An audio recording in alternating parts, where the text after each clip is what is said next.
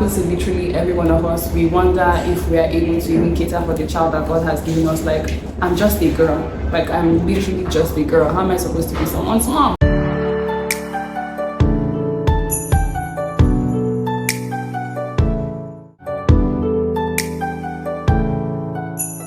Hi guys, welcome to the YouTube channel. It's your girl Wapai, and if you're new to this channel, really I'm creating the channel now to be a space where you can live slowly, introspect, learn new things, but just at your pace, and obviously with God, because I really want this channel to be that place where you feel like you can relax and just be. So yeah, today's video is for my new moms, new dads, soon to be moms, soon to be dads. I really just be doing these videos as the Holy Spirit leads me to be honest. And currently I'm in a space where there are lots of new moms around me, and I see a common thing going on around us new moms.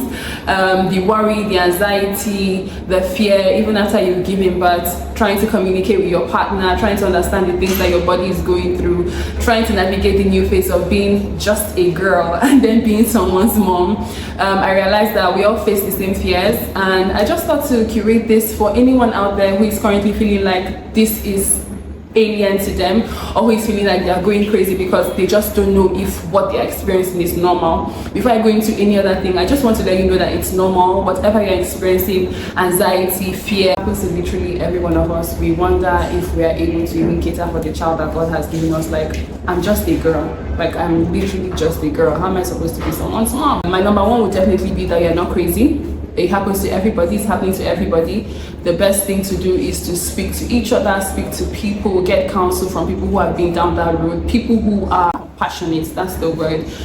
You should lean in on those type of people for support, for strength, ask questions. Getting to ask people who have experienced similar things as you have questions and hear them share their experiences helps you validate the fact that you are not going crazy, you are not abnormal, you are not the odd one out, it's normal. And this will drive me to my next point, which would be to give yourself grace. Having understood that it's normal for people to experience what you're experiencing and that you're not crazy, I would say you need to accord yourself a lot of grace. You are not a superhuman, and even if you were, you are just one person. You're experiencing something for the first time, which with every person experiencing a new growth, promotion, moving to a new city for the first time is always somewhat daunting to a large degree, because you need to settle and build roots. This is something new. Being a parent is not like getting a degree.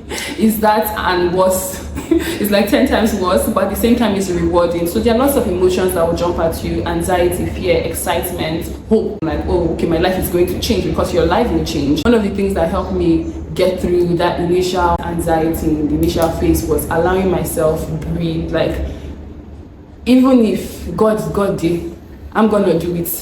If the child have not had their bath by 9 p.m, it's okay. It's not gonna kill anybody. We're gonna bath the next day. You know, like, just allow yourself be. Don't try to be so perfect. Put yourself under a lot of pressure. Allow other people put you under a lot of pressure, and then now implode on yourself. So allow yourself breathe. Take it one day at a time. Ask for help as much as you can, but the most important thing is to give yourself grace. Your body has changed, okay, no problem. Let's deal with today first. You now have to wake up at night all the time. Oh, how do you deal with that? Don't try to, oh, I saw someone on Instagram, on Twitter, their home is perfect, they snap back after 1 hour of giving birth, their skin is doing this. Don't compare yourself. Comparison will steal your joy. So allow yourself breathe. Even right now, sometimes I'm overwhelmed with anxiety over how will I teach my child colors. That's what I'm experiencing right now. How do I teach him colors? How do I say that this cup is a cup but then it's a blue color? That makes me anxious. So there are lots of phases that you go through in terms of this thing, but allowing yourself breathe and giving yourself grace that, oh, okay, I made an error, it's fine, we'll correct it the next day, just helps you scale through. The next thing would be communication. A lot of people say that, oh, when you become a parent, you and your partner, there's like a gap, the child takes up the space and stuff like that. I feel like that happens when people don't communicate while they're experiencing these things. Communicate like your life depends on it, because it does depend on it. A lot of people, they don't even give the mothers the attention as much, but sometimes it's like the feelings of the dads are somewhat invalidated. they are also experiencing things. They are also unsure. They are literally the heads of the home. So you are unsure of how you're going to cater to the child. The father is unsure of how he's going to cater to you and the child. So it's a lot of unsureness or uncertainty rather going around the place. And I feel like it's the best place for both of you to come close and speak to each other. The process of communicating to your partner nicely, bearing in mind that just as you're experiencing this new norm and this anxiety and everything, your partner is also equally experiencing his own things that, well, might not feel like he should speak about. So make it something that you talk to your partner with. And for men, support your wife by not judging her. She's experiencing things that she's never experienced before, even if she's had a child before.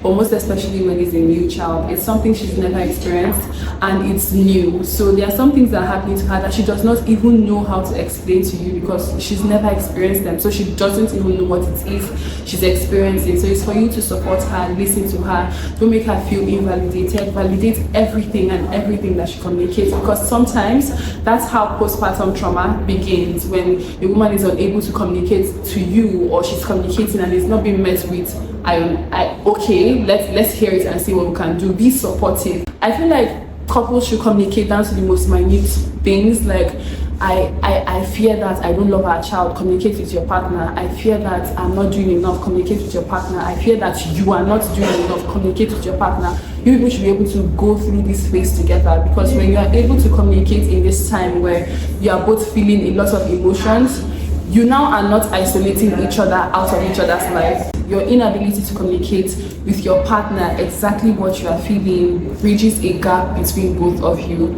You hear couples say, oh, we forgotten how to be who we were before we were parents and stuff like that, because that initial phase of anxiety and uncertainty, you both just let each other out of your lives and dealt with it on your own. I would never advise for you to deal with it on your own. Deal with it together. And there's this weird thing that, oh, it's the mother's job to take care of the child is crying, it's the mother's job. Some men do that, not all men do that. I feel like both of you should go through that experience together, because it helps you both come out better and even closer, because you now have a lot of memories that you both share, and it just makes you remember, like reminiscing when you're past that, because you will get past that stage. The child will grow 6 months, 1 year, 2 years. You're now having different type of things you have to deal with the child, but that initial phase of uncertainty is no longer as it was. You people can reminisce over that time if you both went through it together. My last on the list, and definitely not the least, is for you to lean in on God. In every video that I do, I'll always talk about the importance of leaning on God, because God has been my sustainer. He's my strength. He's my anchor through life. He's the reason why I do what I do, how I do it. So I will always preach that gospel to you, that you cannot take care of a child on your own. You don't have the capacity to foresee what will happen in the nearest future about that child. The only one who does is the person who gave you that child to nurture, and that is God. So I would say leaning on God. Leaning on God. You cannot do it alone. You do not have the capacity to do it alone. No matter how wealthy you are, you cannot raise a child to their fullest potential in the way God intends them to be without leaning in on the source who gave you that child. So please lean in on God together with your partner. Listen to sermons that are edifying. There are lots of churches and preachers who actually preach the gospel. I feel like people will say, how do you know who preaches the gospel? The Holy Spirit in you. God gave each and every one of us the Holy Spirit, a discerning spirit that is able to say, I vibe with this and I don't vibe with it. Right? So listen to gospels that your spirit in you vibes to, and just let it edify your spirit. That's what has helped me, and I feel like you'll help a lot of people. Also, for my soon-to-be moms, you're pregnant, you're expecting, and you're just wondering how to navigate that time. To be honest, no one can really prepare you for when you actually have your child, because everybody's experience is different. But one thing to look out for is to be open, to have conversations. I don't think I can flog how important it is for you to communicate with your partner. More than a dozen people around me are in this phase, new parents, soon to be parents and stuff like that. And when we have these conversations, these are the pointers or the things that literally have helped all of us to be able to navigate this thing called parenting. So yeah, if you watch down to this video, please give me a thumbs up, share, subscribe, like, comment, all of that good stuff. If you like this type of content, please scroll and watch other content. Until my next video, bye guys.